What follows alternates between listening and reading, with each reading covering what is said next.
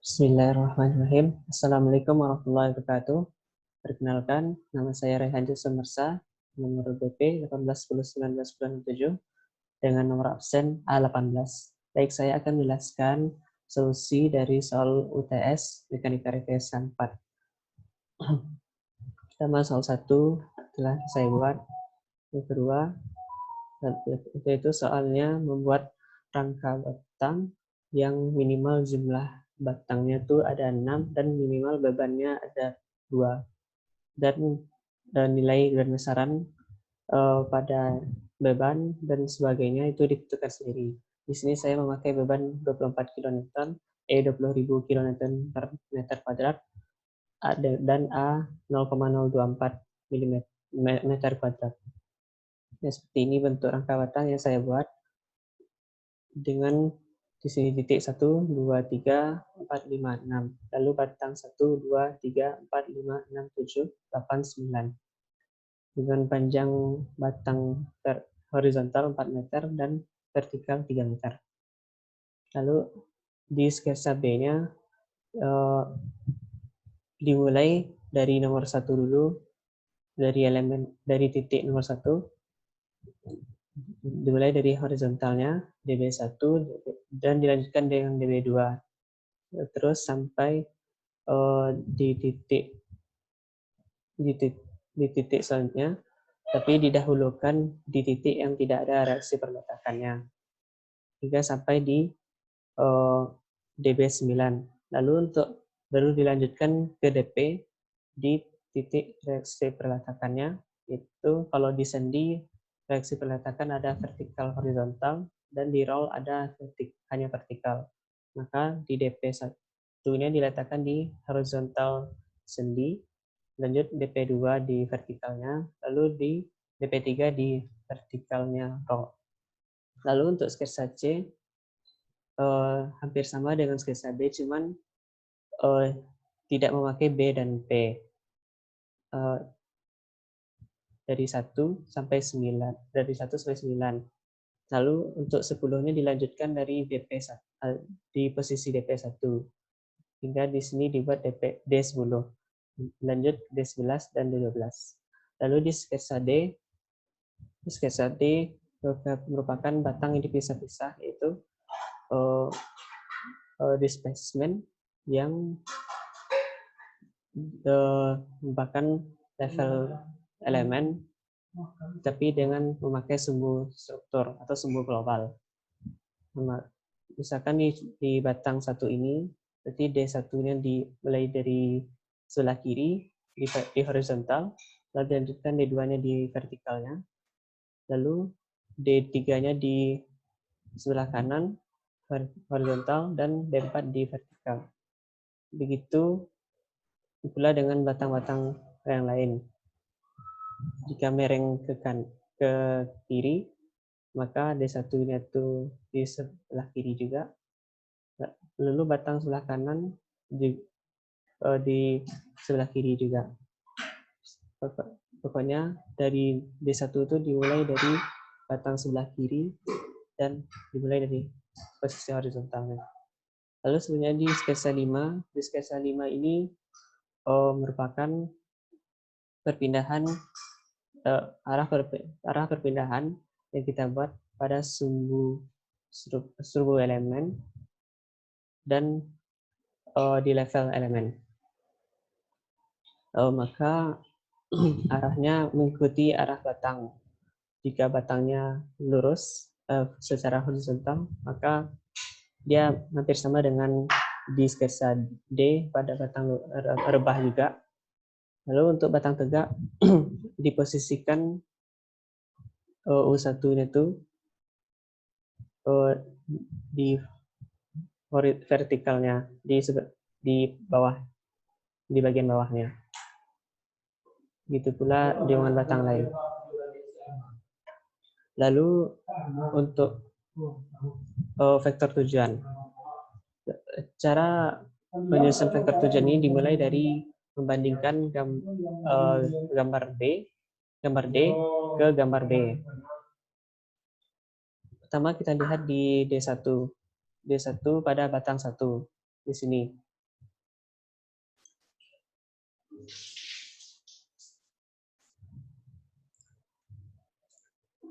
Di D1 ini kita lihat posisi D1 pada di gambar D ke gambar B. Kita lihat dengan posisi yang sama, maka D1 ini akan sama posisinya dengan DB1 pada gambar B. Maka kita tulis di sini DB1.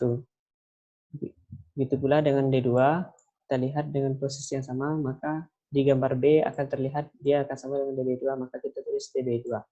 Begitu pula dengan elemen-elemen yang lain. Begitulah caranya. Lalu untuk selanjutnya kita bandingkan gambar D ke gambar C. Untuk gambar D ini cara mengisinya hampir sama dengan yang sebelumnya. Kita lihat di D1 ini. Maka D1 ini di gambar D akan sama posisinya dengan D1, D besar 1 pada gambar C. Maka kita tulis di sini D1. Kita contohkan lagi pada yang lain. Pada batang 1, 2, 3, 4, 5, 6, 7. Pada gambar batang 7 di D1-nya. D1-nya, D1 di gambar D akan sama posisinya dengan D9 di gambar C. Maka kita tulis pada elemen 7. D1-nya angka 9. D9 maksudnya. Lalu untuk vektor tujuan yang sebenarnya, pada tabel ini kita hilangkan D-nya, maka terbentuklah tabel seperti ini. Hanya berupa angka. Baik, selanjutnya untuk perhitungan level elemen. Level elemen ini kita menghitung, pertama kita hitung pada elemen 1, yaitu kekakuan dan vektor beban dalam arah sumbu lokal. Jadi kita menghitung pada level elemen ini pada sumbu lokal pada level elemen. Maka KF yang kita hitung itu KIL, FIL yang kita hitung itu adalah merupakan K pada sumbu lokal pada level elemen, F pada sumbu lokal pada level elemen. Kita definisikan dulu nilai K-nya sesuai dengan rumus pada matriks ini. Lalu pertama kita lihat dulu L-nya pada elemen 1, L-nya itu panjangnya 4. Sini. Lalu untuk cos-nya, untuk batang robah ini, cos-nya itu sama dengan 1 atau 4/4. Lalu sinnya 0. Lalu A kita definisikan yang tadi, dan E. Lalu kita cari nilai K-nya, KIL.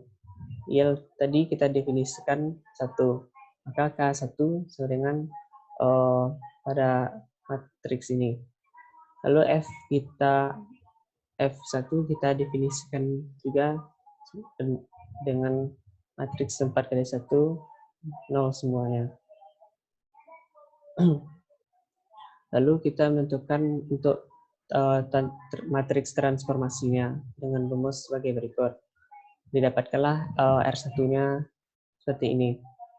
Lalu transformasikan matriks kekakuan dan vektor beban ke arah sumbu global. Jadi nilai yang kita dapatkan di atas akan kita ubah ke arah sumbu global. Caranya kalau untuk K sama dengan, untuk KS sama dengan R transpose dikali K dikali R. Maka dapatlah hasilnya sebagai berikut. Begitu juga dengan F-nya. Fs sama dengan R transpose kali F. Untuk elemen 1 ini akan sama hasilnya itu dengan elemen 2, elemen 8, dan elemen 9. Karena posisinya sama-sama rebah, batang rebah. Sebagai berikut. Lalu untuk elemen 3 ini dengan batang yang jenis lainnya yaitu batang tegak. Ini akan sama perhitungannya dengan batang 5 dan batang 7. Untuk batang 3 perlu kita lihat bahwasanya L-nya itu panjangnya 3. Maka kita buat sini 3. Lalu untuk cos-nya 0, lalu sin-nya sama dengan 1. Untuk batang tegak itu sin-nya sama dengan 1. Dan kita definisikan A dan E. Didapatlah K-nya seperti matriks berikut. Dan F kita definisikan 0. Lalu kita tentukan matriks transformasinya sama dengan sebelumnya. Dengan rumus ini, dapatlah hasilnya seperti matriks ini. Lalu kita transformasikan nilai kekakuan dan vektor beban ini ke arah sumbu global. Dapatlah hasilnya seperti ini. Seperti yang saya bilang tadi, bahwasanya elemen 3 ini akan sama perhitungannya dengan elemen 5 dan elemen 7, karena sama-sama batang tegak. Lalu untuk elemen 4 ini merupakan batang mereng kiri, maka untuk perhitungannya kita pakai untuk menentukan panjang batangnya pakai rumus Pythagoras seperti biasa. Panjang batang sama dengan akar dari 4 kuadrat ditambah 3 kuadrat. Dapatlah hasilnya L-nya 5. Lalu untuk cos sama dengan 4/5 dan sin-nya 3/5. Dan kita definisikan juga A dan E.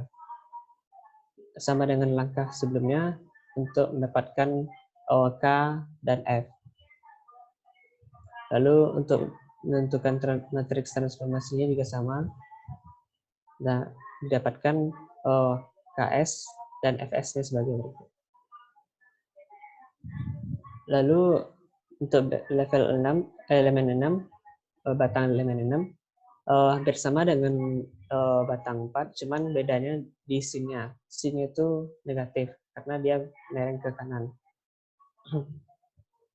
Lanjut untuk perhitungan pada level struktur. Pada level struktur ini kita menyusun vektor tujuannya dengan mendefinisikan variabel des atau destination untuk elemen 1.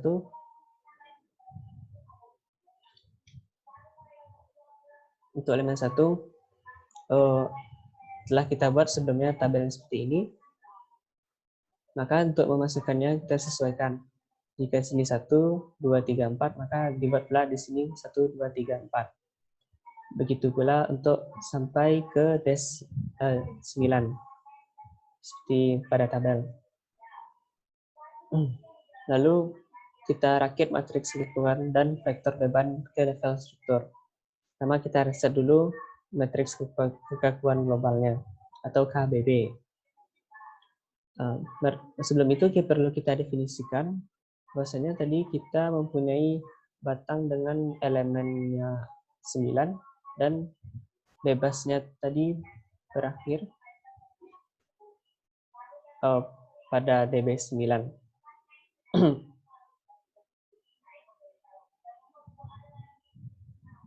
Maka NB-nya kita buatkan 9. Dan perletakannya, banyak perletakan kita buat 3. Dan ND sama dengan NB tambah NP. Lalu untuk I, kita definisikan dari 1 sampai NB atau 1 sampai 9, dan J sama juga 1 sampai ND. Dan tak lupa pula kita definisikan, kita reset matriks kekakuan globalnya jadi 0. Supaya tidak ada penambahan dari operasi sebelumnya. Lalu untuk mentransformasikan kekakuan tadi ke level struktur, kita buat program sederhana seperti pada formula ini. Didapatkanlah KBB-nya sebanyak matriks 9x9. Pada diagonal telah bernilai besar dari 0, dan untuk nilainya telah sama seperti cermin juga. Berarti ini menunjukkan tidak ada yang salah dari perhitungan sebelumnya. Lalu untuk selanjutnya kita reset juga untuk vektor beban global. kita definisikan dulu I-nya dari 1 sampai NB dan FB atau beban bebas dengan indeksnya I sama dengan 0. Lalu kita rakit FB. Jadi Fs-nya 0 semua, maka otomatis FB-nya juga 0. Lalu untuk selanjutnya kita tentukan vektor beban titik dalam arah sumbu global. Nah, untuk di sini kita memasukkan beban yang kita buat dalam soal. Nah, untuk memasukkannya kita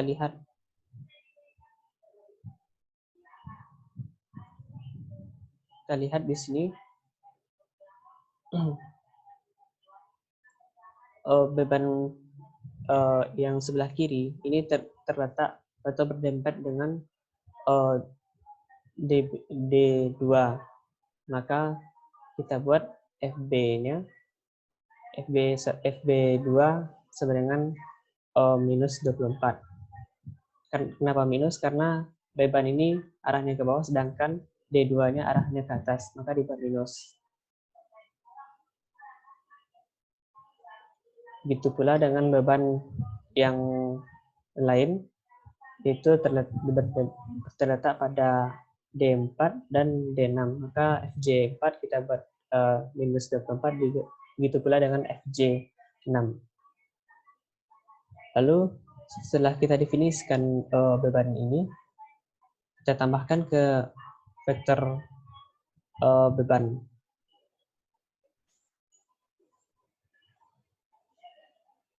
Kita tambahkan vektor beban titik ini ke vektor beban tadi.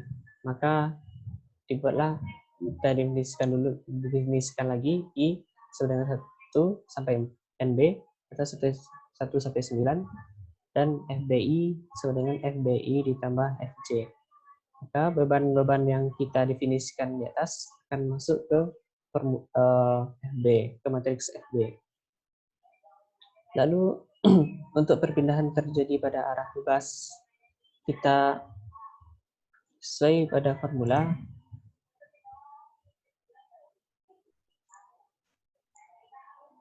Formulanya yaitu KBB dikali DP sama dengan FB. Maka untuk mencari DB-nya, kita pada MATLAB kita pakai LSOLVE. Maka didapatkan DB-nya dengan matriks 9 kali 1.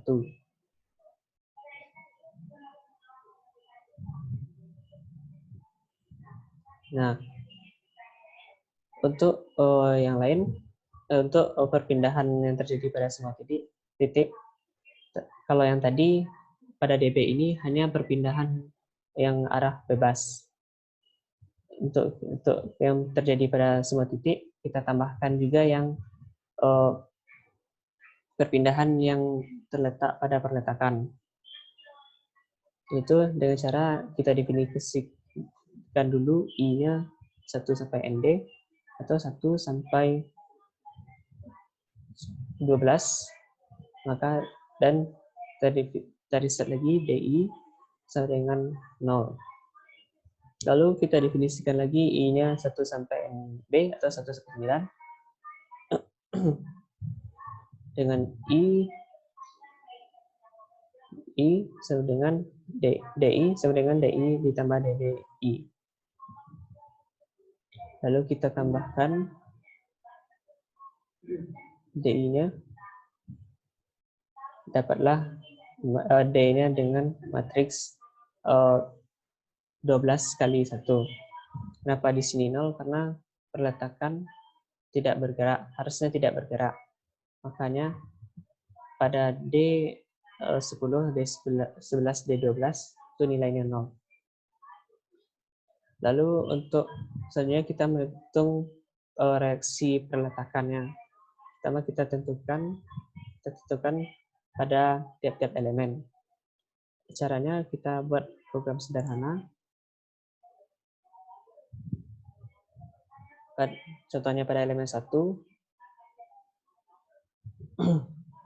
tadi kita buat nilai, kita buat lagi untuk D-nya seperti pada formula ini. Lalu kita cari nilai perletakannya pada level elemen, pada tiap-tiap elemen.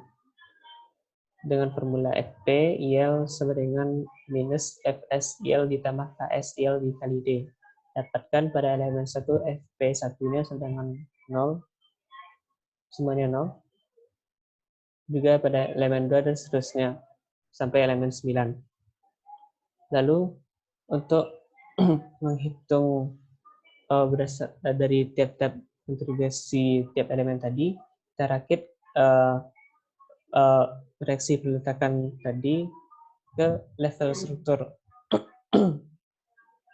Kita buat, pertama kita definisikan dulu I-nya tuh dari I-nya tuh dari 1 sampai NP atau 1 sampai 3, dan RP-nya tuh sebagai reaksi peletakannya dengan 0.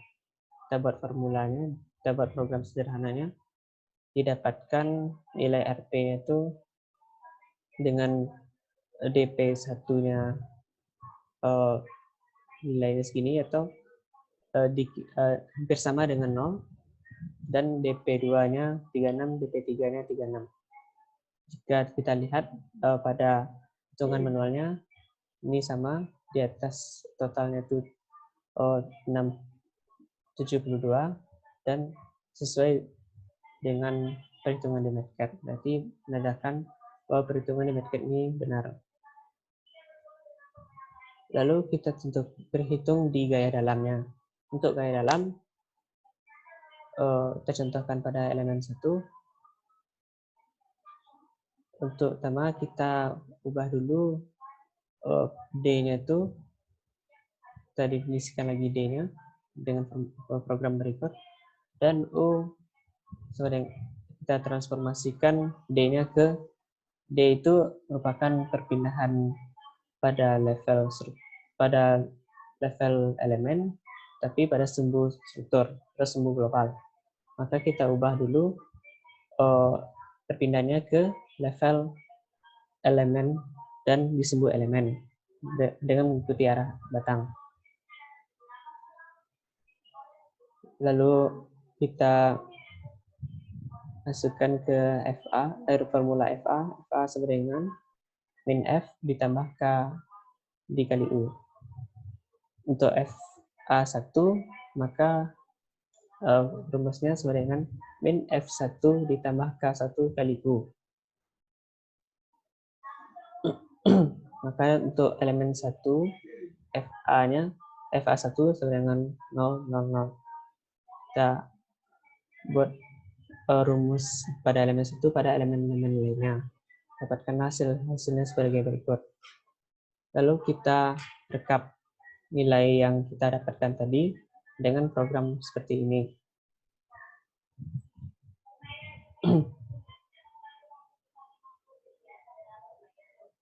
Didapatkanlah gaya dalam, misalkan pada di sini berarti elemen 1 dengan U1-nya 0, U2-nya 0, U3-nya 0, U4-nya 0. Begitu pula pada elemen 2, elemen 3, elemen 4, elemen 5, elemen 6, elemen 7, elemen 8, elemen 9. Sekian yang dapat saya sampaikan. Jika salah dan kurangnya saya mohon maaf. Saya akhiri. Assalamualaikum warahmatullahi wabarakatuh.